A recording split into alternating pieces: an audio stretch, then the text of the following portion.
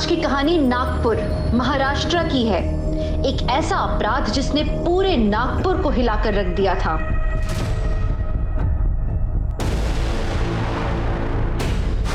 तो जैसा कि आप देख पा रहे हैं, ये निधि कामत है और निधि कामत नागपुर के जाने माने बिजनेसमैन प्रेम कामत की बेटी। और निधि कामत के पास जिस लड़के की डेड बॉडी पड़ी हुई है उसका नाम वरुण शिंदे है। और वही वरुण शिंदे है ये जिसने पिछले साल मिनिस्टर श्रवण देशमुख के साथ एक फैंसी और बड़े रेस्टोरेंट को खोलने में पार्टनरशिप की थी। लेकिन हैरानी की बात यहाँ पर यह है कि ये कार देशमुख के घर की दीवार के पास खड़ी मिली है। आप देख सकते हैं ये वो दीवार है उनके घर, और पीछे पुलिस की गाड़ी आ चुकी है। श्याम जरा कैमरा पैन करो।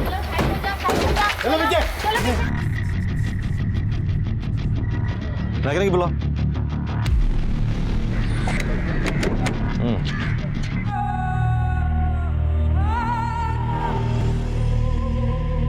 क्राइम सीन को प्रोटेक्ट नहीं कर सकते तुम लोग। चलो चलो निकलो गाड़ी और एम्बुलेंस। तो जैसा कि आप देख रहे हैं कि एम्बुलेंस में दोनों लाशों को पोस्टमार्टम के लिए भेजा जा रहा है। साथ में ये गाड़ी भी यहाँ से जा रही है फॉरेंसिक जांच के लिए, और साथ मेरे पीछे ये पुलिस की गाड़ी भी यहाँ से निकल रही है। दोस्तों, हम आपको बता दें कि निधि के फैमिली के लोग भी यहाँ पर पहुँच चुके हैं। वो लोग काफ़ी सदमे में हैं और ये फैमिली पूरी तरह से आहत है। हम अभी इनसे सवाल नहीं पूछ सकते।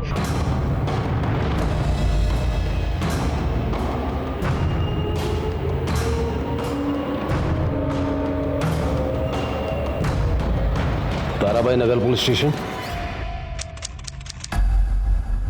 हे बघा, इन्वेस्टिगेशन में हमने पाया है कि निधि कामत जिसकी उम्र 24 साल और वरुण शिंदे जिसकी उम्र 27 साल थी, उन दोनों ने कार के अंदर सुसाइड कमिट किया है। और पोस्टमार्टम रिपोर्ट से हमें पता चला है कि दोनों ने भारी मात्रा में नींद की दवाइयां खा ली।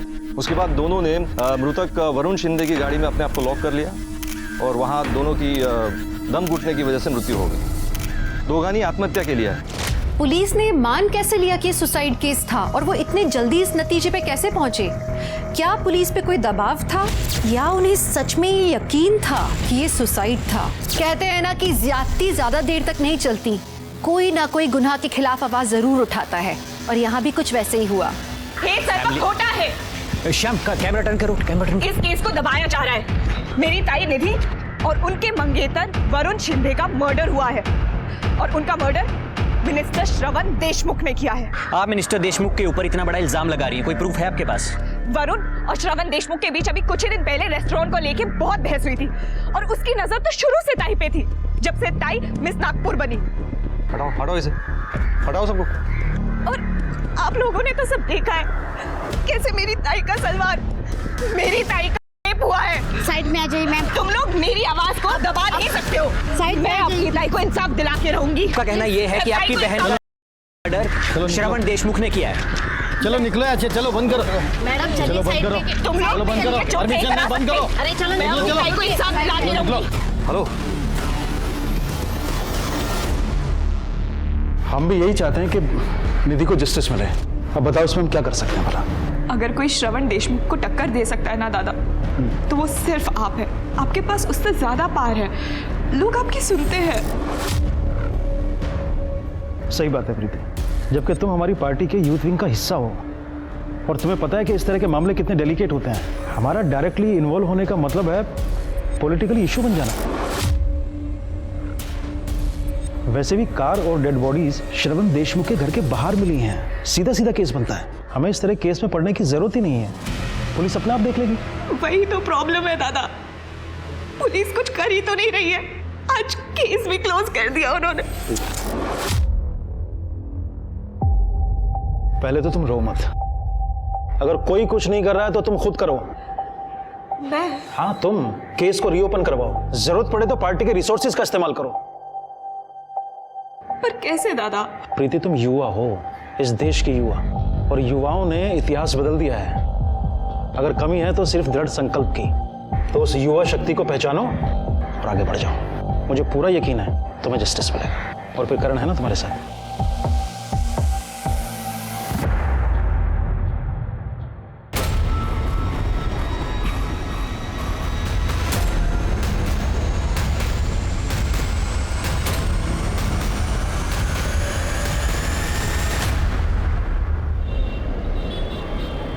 मूर्ख है इसका तो, मुझे पूछा क्यों नहीं? मी काय चूक केली आहे?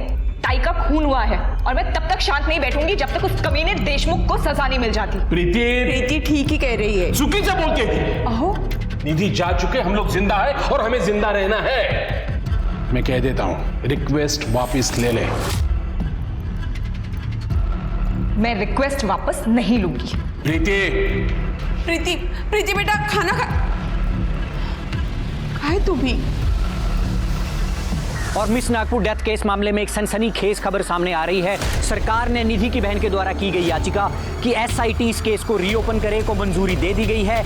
और इतना ही नहीं, हमारे सूत्रों से हमें पता चला है कि एसआईटी की टीम यहाँ पे पहुंच चुकी है और उनकी गाड़ी यहाँ पे आ चुकी है। आपको दिखाते हैं, एसआईटी के ऑफिसर यहाँ पे पहुंच चुके हैं। आइए उनसे बात करते हैं। सर, क्या कहना है आपका इस मामले के बारे में? अरे हमसे ज्यादा तो जानकारी आप लोगों को है। कोई नई खबर हमारे पास आ जाएंगी तो हम बता देंगे, आप पब्लिक को बता दीजिए। Excuse me. जी, good luck sir, good luck. Sir, miss Nagpur case की इतनी इन्फॉर्मेशन है हमारे पास। मिस नागपुर? हाँ, निधि कामत पिछले साल की मिस नागपुर की विजेता रही थी, तो इस केस का नाम भी उस पर से मिस नागपुर पड़ गया। नाम कुछ भी हो, विक्टिम को न्याय जरूर मिलना चाहिए।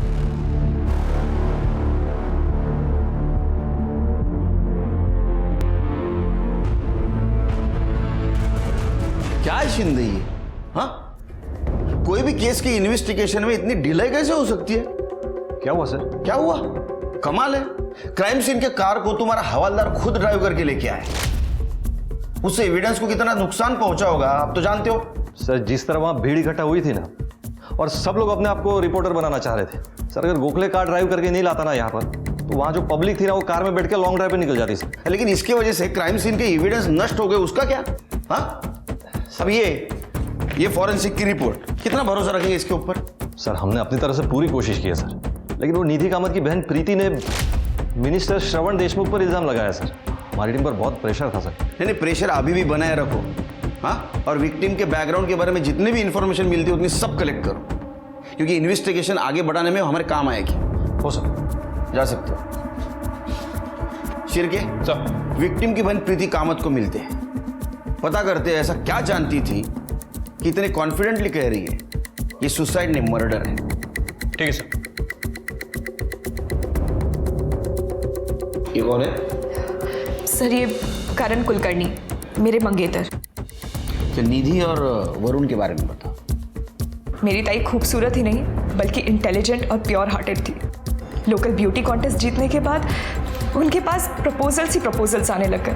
कोई अपना नाम नहीं लिखता था, बस गिफ्ट्स और लेटर्स सेंड करते रहते थे, पर उन्होंने कभी किसी पे ध्यान नहीं। फिर 1 साल पहले जब वो मिस नागपुर बनी तो पहली बार वरुण शिंदे से मिली। और इस इवेंट के sponsor clear skin beauty products के ऑनर को मैं यहाँ बुलाऊंगी। मिस्टर वरुण शिंदे जी यहाँ आए और मिस निधि कामत को ये क्राउन पहना है। Congratulations. Thank you so much.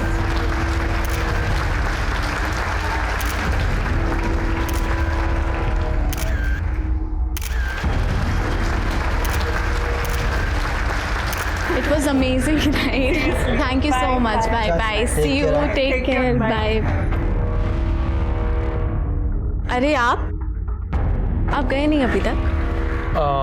मैं बस निकल ही रहा था, तो मैंने सोचा कि तुमने आज जो मुझे क्राउन पहनाने की अपॉर्चुनिटी दी थी, तो मेरा भी फर्ज बनता है कि उसके बदले में मैं तुम्हें डिनर पे लेके चलूं। ताई को वरुण से प्यार हो गया था। वरुण में वो सब कुछ था जो ताई अपने एक लाइफ पार्टनर में चाहती थी। वो पढ़ा लिखा था, सोफिस्टिकेटेड था, अपना बिजनेस एस्टैब्लिश करना चाहता था, और सबसे इम्पोर्टेंट बात, वो बहुत अच्छा इंसान था। हम भी उससे मिलने लगे थे। ये इसको तो तुम मिल ही चुके हो। वो है Karan, Preeti's fiancé। Hi, how are you? I'm good. Do not drink? नहीं, बस। अरे पियो यार। Waiter, drink. सब कुछ अच्छा चल रहा था, पर बाबा को ताई और जीजू के बारे में पता चल गया। अपनी जात बिगड़ी है, हमारी बराबरी नहीं हो सकती, और मैं मर जाऊंगा लेकिन इस रिश्ते के लिए कभी भी हाँ नहीं कहूंगा, कभी भी। तू समजाव नाही हिला? अहो तरी ऐकून तरी घ्या। बाबा एकदा भेटूया ना, एक बार बात कर लीजिए प्लीज। देखो, मैं आपसे ना कुछ नहीं मांगूंगी, अगर आप उससे एक बार मिल लोगे ना, आपका नजरिया बदल जाएगा। बाबा प्लीज प्लीज, आई साउंड ना। अहो, मेरी फैमिली का एक ब्यूटी प्रोडक्ट का बिजनेस है, और मैं एक रेस्टोरेंट खोलने की भी प्लानिंग कर रहा हूँ, जिसके लिए मैंने लोन भी लिया। और मैं रेस्टोरेंट श्रवण देशमुख के साथ पार्टनरशिप में खोलने वाला हूँ। क्या वो फ्रॉड, झूठा, घटिया इंसान श्रवण देशमुख? नहीं नहीं नहीं, वो ऐसे इंसान नहीं है। देखिए, भले ही वो पॉलिटिशियन हो, लेकिन मैं उन्हें पर्सनली जानता हूँ। वो बहुत ही अच्छे इंसान है। एक मिनट, मेरी बेटी और श्रवण देशमुख का कोई लेना देना हो, ये तो मैं बर्दाश्त नहीं कर सकता, ठीक है? बाबा ने ताई को अपने पसंद के लड़के से शादी करने के लिए प्रेशराइज करना स्टार्ट कर दिया। पर ताई तो वरुण से ही प्यार करती थी और उसी से शादी करना चाहती थी, पर बाबा उनके आगे नहीं झुके। तो ताई और वरुण जीजू ने फैसला किया कि वो चुपचाप सगाई कर लेंगे, और उन्होंने सगाई कर भी ली अपने दोस्तों के बीच। हम भी तो थे वहाँ। अरे भाई शुरू करो। चलो चलो, परसों बना हो गया। चलो चलो चलो। जीजू कितना शर्माएंगे आप? अरे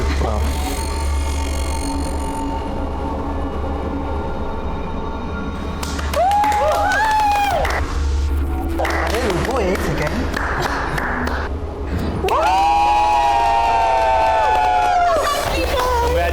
Congratulations. अरे ये सब चलो चलता रहेगा। सबसे पहले अपने को एक ग्रुप सेल्फी चाहिए। चलो। ये सेल्फी। अरे भाई क्या शक्ल बना के रखी है भाई? You just got engage. अरे खुशी तो थोड़ी दिखा, कम ऑन। अरे नहीं नहीं, कुछ नहीं। अरे मैं खुश हूँ। वो बस मैं सोच रहा था कि ये सब तो हो गया है, और जब निधि के पेरेंट्स को मालूम पड़ेगा तो क्या होगा। एंड ऑनेस्टली बहुत मुश्किल है। एंगेजमेंट तो हो गई, पर शादी का क्या? एक रास्ता है, तुम दोनों ना भाग के शादी कर लो। कितना मजा आएगा ना गाइस। अरे चांदनी, ये सब बातें ना फिल्म और कहानियों में अच्छी लगती है। असल जिंदगी में फ्यूचर का क्या? हमारी पढ़ाई, आने वाले बच्चों की पढ़ाई, बिजनेस, क्या करेंगे और कैसे सर्वाइव करेंगे। और वैसे भी इन सब के अलावा हमारे पेरेंट्स को जब मालूम पड़ेगा तो क्या होगा। और मैं नहीं चाहता कि निधि के पेरेंट्स को जब भी मालूम पड़े तो उन पे कुछ गलत बीते। I don't want that, so it's not right. और मैं भी नहीं चाहती कि मेरी वजह से आई बाबा को शर्मिंदा होना पड़े। ओफो, आज का दिन तो एंजॉय करो। कितना प्यारा दिन है भाई। जीजू और ताई का एक डांस तो बनता है। हाँ, माहौल बहुत अच्छा था सर, दोनों बहुत खुश थे। हम में से कोई भी वहाँ से जाना नहीं चाहता था, पर सर लेट हो गया तो हम सब अपने अपने घर निकल गए। निकलने से पहले ताई ने मुझे बोला था कि वो घर पे मिलेंगी, तभी बात करेंगी। और वो दोनों फिर वरुण जीजू की कार में निकल गए। हम सब भी निकल गए। करण ने मुझे घर ड्रॉप किया और फिर अगले दिन। तुम्हें ऐसा क्यों लगता है कि इन सब के पीछे श्रवण देशमुख का हाथ था? क्योंकि वो अच्छा आदमी नहीं है सर। ताई ने मुझे बताया था, वरुण उन्हें जब श्रवण देशमुख से मिलाने ले गया था तो उसका बर्ताव ताई की तरफ सही नहीं था। सर, हम लड़कियों को पता चल जाता है कौन हमें किस नजर से देख रहा है या किस इरादे से छू रहा है। उसने एक दिन ताई को अपने घर भी बुलाया, वरुण जीजू के बिजनेस के सिलसिले में बात करने के लिए। मैं भी गई थी ताई के साथ। मिस नागपुर, तुम चाहो तो मैं तुम्हें पार्टी का एम्बेसडर बना सकता हूँ। हमारे साथ रहेंगी तो देश क्या, वर्ल्ड फेमस हो जाएंगी आप। क्या कहती, ज्वाइन करेंगे हमारी पार्टी? नहीं थैंक यू, मैं नागपुर में ही ठीक हूँ। एक दिन मैं इत्तेफाक से घर जल्दी आ गई थी। मुझे लगा घर पे कोई नहीं है, तो मैंने जैसे ही दरवाजा खोला मैंने देखा। ये क्या बदतमीजी है? क्या समझती हो तुम अपने आप को? ये तो वरुण के वजह से झेल रही हूं मैं तुम्हें, वरना तुमसे बात करना तो क्या, तुम्हारी शक्ल देखने का भी शौक नहीं है। लीव। मैंने कहा निकलो यहां से।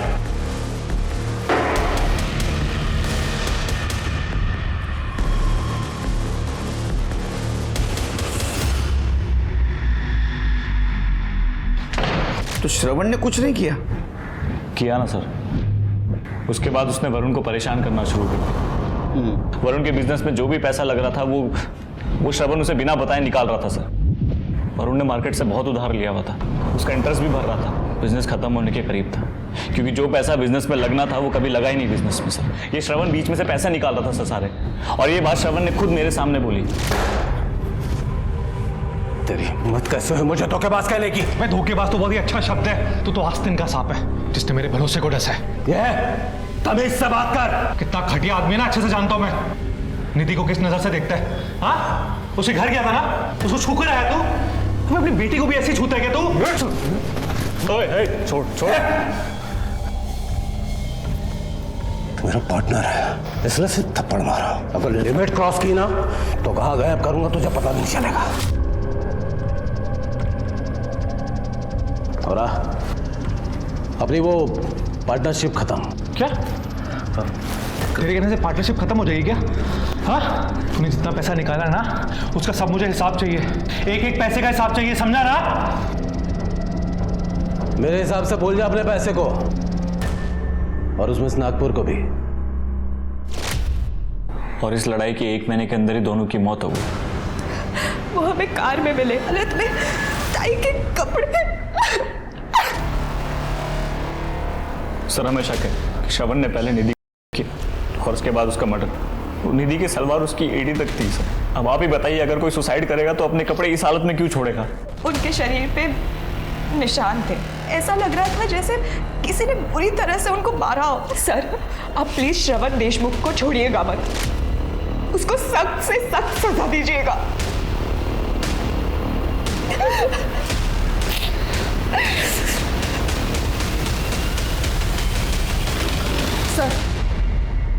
सर श्रवण देशमुख के सीडीआर रिपोर्ट के अनुसार वो उसी शाम मुंबई चला गया था, फिर रात में अपने घर वापस आया, फिर दूसरे दिन सुबह जल्दी चला गया और फिर दोपहर में अपने घर आया। सर ये सारी चीज़ें इस रिपोर्ट में मेंशन्ड है, लेकिन ताज्जुब की बात यह है कि इस बात को लेकर उसे कोई क्वेश्चनिंग नहीं हुई है। किसी ने कुछ नहीं पूछा? नहीं सर। हम पूछते हैं।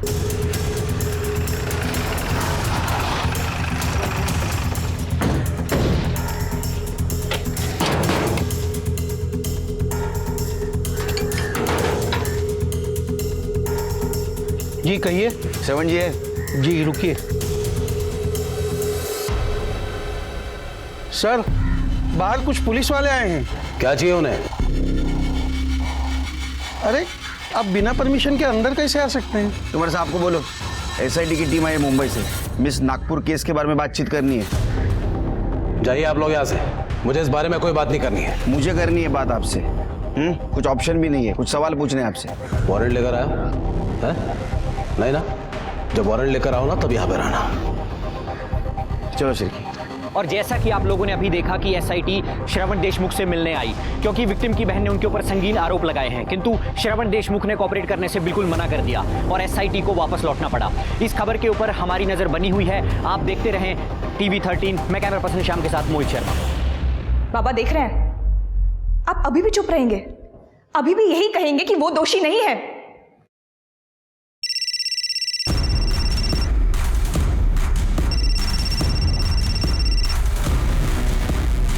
बाबा आप उससे बात। बोलिए देशमुख साहब। क्या बोले? बोलने से तो सब प्रॉब्लम्स खड़ी हो रही हैं। वो आपकी बेटी है ना प्रीति, जो हमारे खिलाफ बोल रही है, उसे 2 थप्पड़ कस कर लो और समझाओ उसे, वरना अगर हम समझाने पर आएंगे तो तकलीफ हो जाएगी कामत जी। ऊपर से आपका बिजनेस डूबेगा सो अलग। Good night.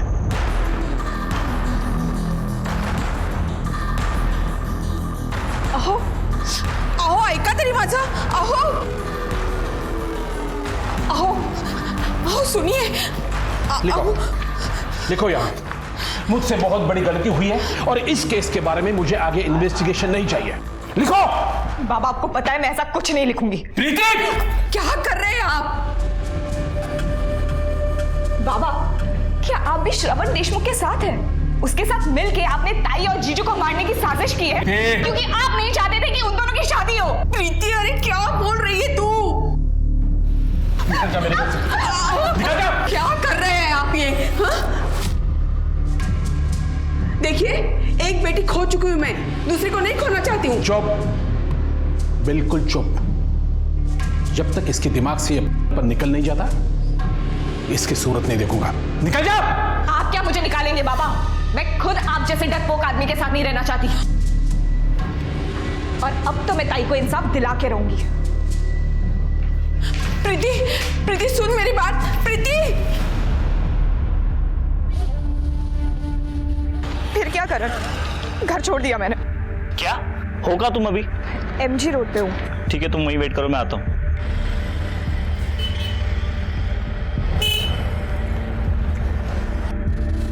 चलो।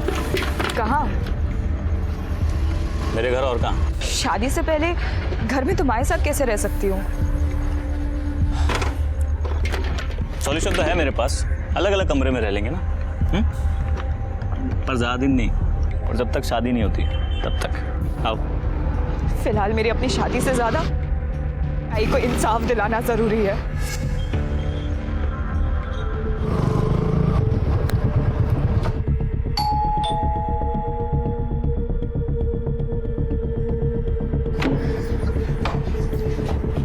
आई।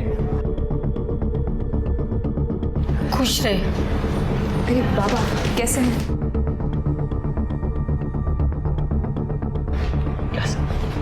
क्या हुआ? एक मिनट। तेरे बापा तो कुछ बोलेंगे नहीं, पण तू हिला इकडे कशाला घेऊन आला? आई, इस घर की होने वाली बहू है, और तू भूल गई क्या? तूने अपने हाथों से कंगन दिए थे इसे सगाई में। होने वाली है, हुई नहीं है। आई, आज नहीं तो कभी ना कभी तो शादी होनी है, फिर तो यहीं आएगी ना। क्या फर्क पड़ता है? मुझे फर्क पड़ता है, ये यहाँ नहीं रह सकती। तो सुन मेरी बात, तू निकल इस घर से और पापा को साथ में लेके जाना, क्योंकि प्रीति तो इसी घर में रहेगी, समझी? तू इसके लिए हम लोग को हमारे घर से बाहर निकालेगा? आपका घर? आई तो भूल रही है शायद, ये घर मेरा है। तूने और बाबा ने अपने हाथों से मेरे नाम किया था। अगर याद नहीं आ रहा तो पेपर लेके आता हूँ। करण? हाँ सब ठीक है ना? हाँ सब ठीक है। आई,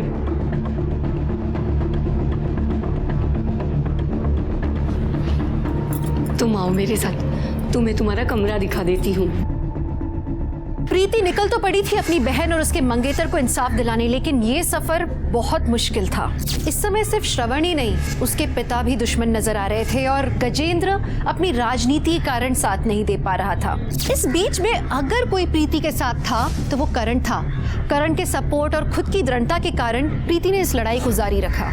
प्रीति बार बार एसआईटी को फोन कर करके उनसे केस के प्रोग्रेस के बारे में पूछ रही थी। उसे उम्मीद थी कि एसआईटी कोई जादू की छड़ी घुमाएंगे और श्रवण को दोषी करार देंगे। ऐसा तो नहीं हुआ, लेकिन एसआईटी जब कोर्ट के ऑर्डर का वेट कर रही थी कि श्रवण उनकी इन्वेस्टिगेशन में मदद करे, तो एसआईटी को पहला क्लू मिला अपना। ये देखो, ये वरुण की नाक लाल है, निधि की नहीं थी। सर हो सकता है ये पुरानी चोट हो। पोस्टमार्टम रिपोर्ट में ऐसा कुछ मेंशन नहीं है। क्योंकि पोस्टमार्टम रिपोर्ट के हिसाब से इन्होंने नींद की गोलियां खाई थी, लेकिन मुझे लगता है उनको गोलियां खिलाई गई हो, फिर इसी हालत में निधि के साथ किया गया हो। जब बेहोशी की हालत में दोनों नहीं मरे तो उनको कार की पिछली सीट पे रखा था। कार को दीवार से लगाया गया, उसका हीटर ऑन किया, गाड़ी लॉक कर दी ताकि ऑक्सीजन खत्म हो जाए और घुटन से दोनों मर जाए। शेर के मुझे सुसाइड नहीं, मर्डर लगता है। लेकिन जब दोनों नहीं मरे तो एक कातिल पैनिक हो गया और दिन निकलने वाला था, सड़क पे लोग भी आने वाले थे, तो उसने पक्षी का दरवाजा खोला होगा, उसको कुशन दिखा, वो कुशन उसने लिया और निधि का मुंह दबोच दिया। अब वो वरुण को भी मारना चाहता था। लेकिन सर गाड़ी तो दीवार से एकदम चिपक के पार की गई है, तो वरुण की साइड का दरवाजा खोलना तो बहुत मुश्किल है। शिरकेत, तूने फोटो में देखा वरुण की बॉडी दरवाजे की उस तरफ झुकी थी, तो वरुण को मारने के लिए वो निधि के ऊपर से गया, उसने वरुण का मुंह भी ऐसा दबोचा, लेकिन वो इतना फोर्स नहीं दे पाया। तो या तो उसने कुशन नीचे गिरा दिया होगा या कुशन नीचे गिर गया। बाद में उसका नाक उसने दबा दिया, क्योंकि उसकी नाक बहुत लाल थी और उसकी मौत भी नाक दबाने की वजह से हुई है। क्या लगता है तुम्हें? सर पॉसिबल तो है सर, जैसे अभी आपने वरुण का नाक दबाने के लिए यहाँ पे सपोर्ट लिया, सर हो सकता है कि कातिल ने भी ऐसा कुछ सपोर्ट लिया हो अपनी बॉडी को एडजस्ट करने के लिए। हो सकता है। इसका मतलब कांच पे कातिल के फिंगरप्रिंट होने चाहिए, जो पहले जांच में मिस हो गए। फिर के हैदराबाद से फिंगरप्रिंट एक्सपर्ट को बुलाओ और कार की फिर से जांच करवाओ। ठीक है सर।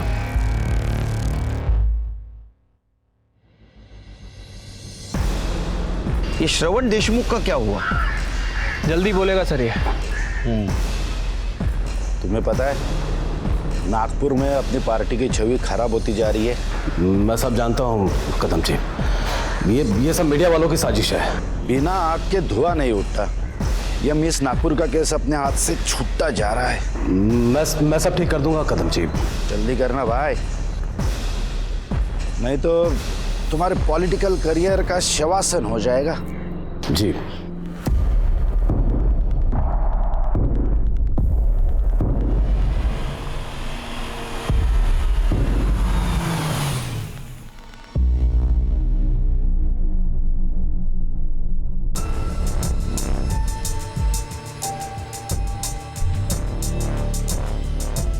फोन दिखाओ अपना। मैं रिकॉर्ड कर लिया तो तुम भी दिखाओ।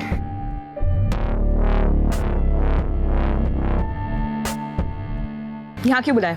देखो ये SIT मेरे पीछे कुत्ते की तरह पड़ी हुई है, उसे हटा दो और ये इन्वेस्टिगेशन बंद करा दो, सबके लिए अच्छा होगा। और मेरी ताई का क्या? जो तुमने उनके और वरुण जीजू के साथ किया वो? तुम्हारी बहन ने अपने यार के साथ सुसाइड किया है और इसके लिए तुम्हारा बाप जिम्मेदार है, मैं नहीं। पता नहीं क्यों नफरत करता है तुम सबसे इतनी। बिना वजह इन लफड़ों की वजह से मेरा पॉलिटिकल नाम खराब हो रहा है। हाई कमांड भी नाराज है मुझसे। High command? तुम जब जेल जाओगे ना तब दिखाती हूँ हाई कमांड क्या करेगा। बस करो यार। मतलब तुम नहीं मानोगे? तुमने सोच में कैसे लिया कि मैं इस बात के लिए मान जाऊंगी? लगता है बहुत जल्द तुम अपने ताई से मिलने वाली हो। समझाओ इसे वरना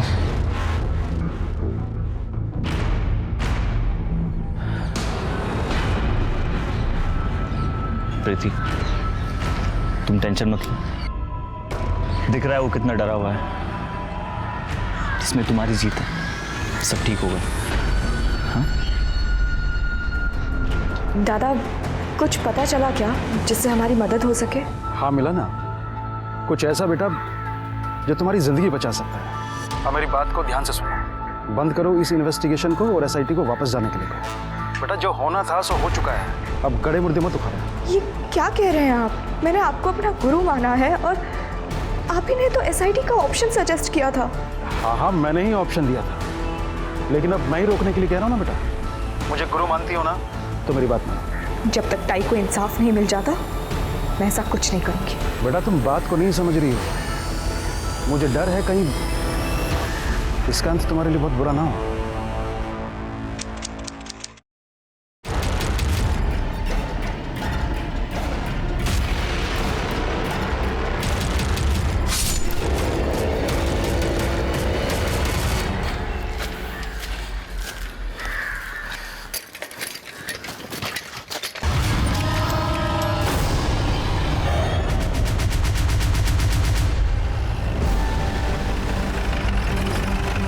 तो मैं आया ना तब देखा इधर वो लड़के गिरे थे। अभी पुलिस आएंगे। क्या है? चलो चलो पीछे पीछे हटो, काम नहीं है। चलो आगे चलो। चेक करो।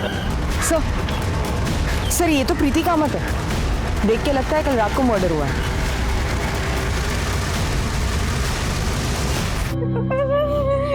झालं तुमचं समाधान झालं ना एकदाच?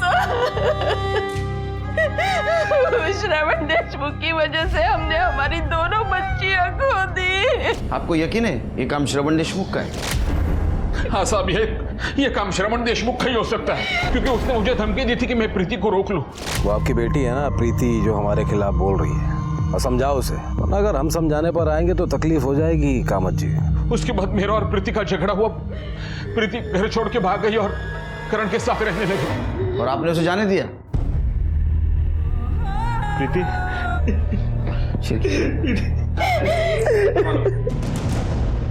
क्या लगता है तुम्हें? मुझे भी लगता है सर, प्रीति का खून श्रवण ने किया है। उसने कल शाम को मेरे सामने उसको धमकी दी थी। लगता है बहुत जल्द तुम अपने ताई से मिलने वाली हो। उसके बाद वो बहुत अपसेट थी।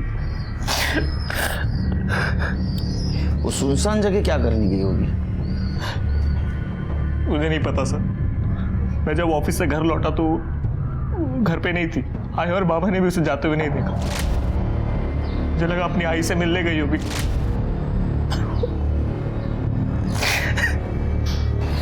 ठीक है, जाओ तुम।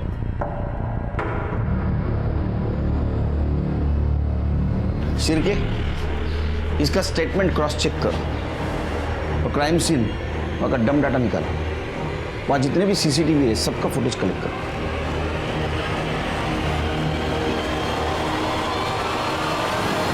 पुलिस ने फिंगरप्रिंट एक्सपर्ट को बुलवाया और उन्हें कार की खिड़की से एक पार्शियल फिंगरप्रिंट भी मिला।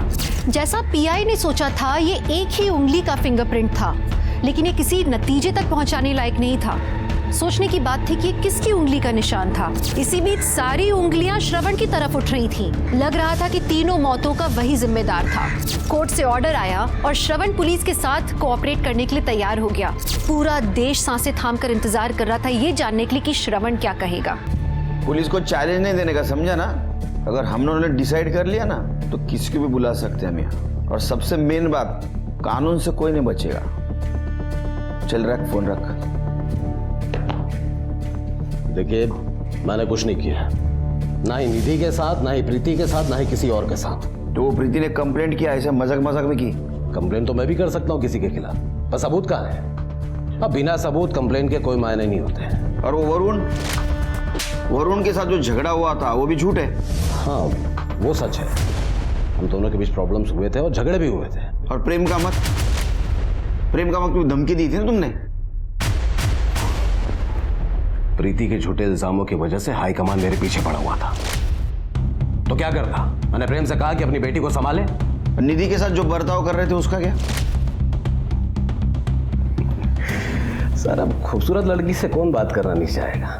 अब वरुण के थ्रू से मेरी पहचान हुई थी तो मजाक मस्ती हो जाती थी, पर हाँ, बदतमीजी नहीं की मैंने उसके साथ जैसे उस गजेन चंद्रा करने की।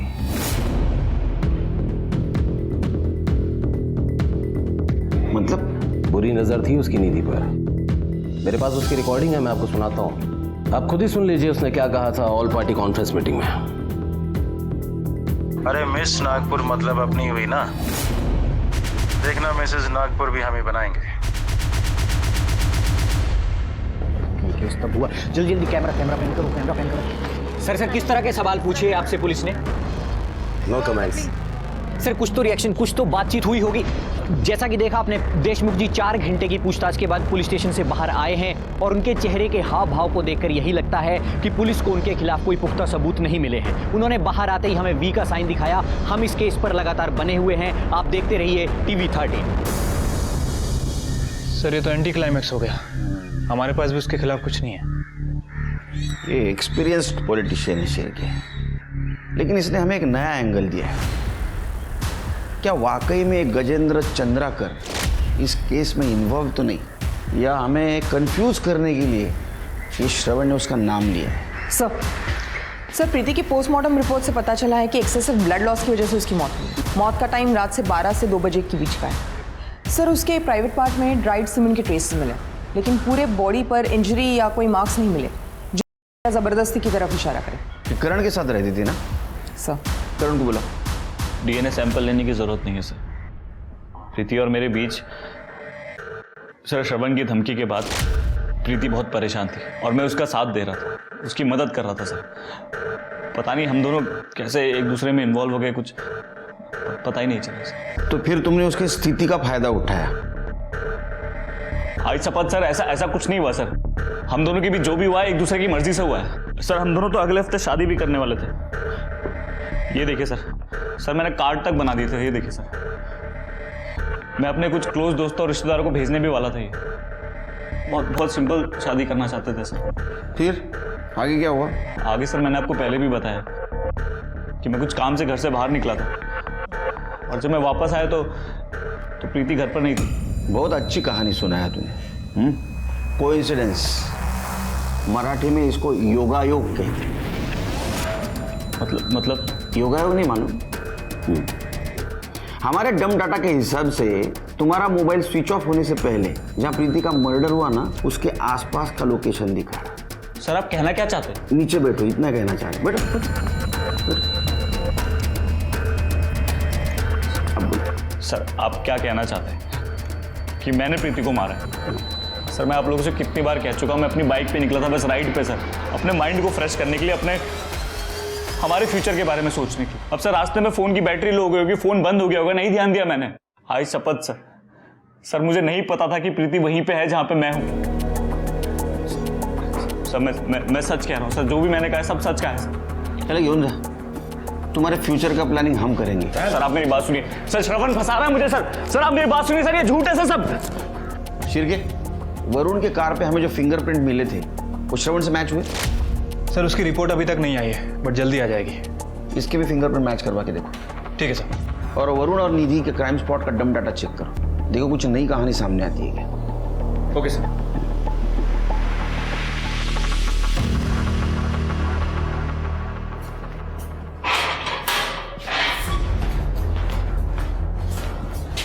तुम जो बोल रहे थे जिस दिन प्रीति का मर्डर हुआ वहां तुम नहीं थे, कहीं और बाहर घूम रहे थे बाइक से, वो सच हो सकता है?